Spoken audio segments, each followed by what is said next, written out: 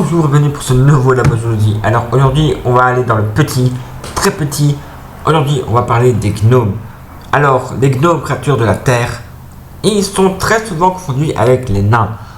Les gnomes sont des créatures humanoïdes de petite taille appartenant au petit peuple, dont l'origine viendrait de la Cadalde.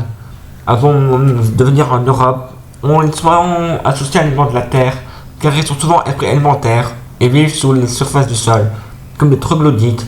Le nom vient du grec gémonos, signifiant habitant souterrain. En France, on les confond souvent avec les nains, parfois même avec des gobelins, car le terme gnome désigne également quelques-uns qui sont très petits. De races sont très souvent partie de la fantaisie, pourtant très distinctes. Comme ce sont des esprits élémentaires, les gnomes sont considérés de terre. Ils peuvent traverser des murs de terre ou de pierre. Ils sont souvent très laids, difformes, malicieux, méchants, vêtus comme des moines. Dans la plupart des récits, ils sont vraiment très lâches. Dans d'autres histoires, ils sont parfois très puissants pour se transformer en géants. Alors que les nains construisent d'immenses cités souterraines très ouvragées, ces gnomes sont très rudimentaires. Très souvent...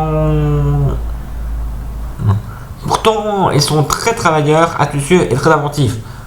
Parfois même très doués en alchimie. On raconte alors qu'ils peuvent, dans leur cité, entreposer d'immenses trésors que sortent de la terre, dont ils deviennent alors les gardiens. Pour tout ce qui est de leur commerce, comme les gobelins, ils adorent entasser des tas d'objets et les revendre. Même si les gobelins vendent souvent des babioles sans valeur, les gnomes, eux, vendent même des détritus. Ils aiment ainsi beaucoup les humains et se laissent même parfois gouverner ou diriger seulement pour la gloire. Selon les univers, on en trouve aussi d'autres types, surtout dans les jeux de rôle. Ainsi, il existe des gnomes des forêts, des bois, des eaux, des déserts et même du chaos. Cela, je déteste.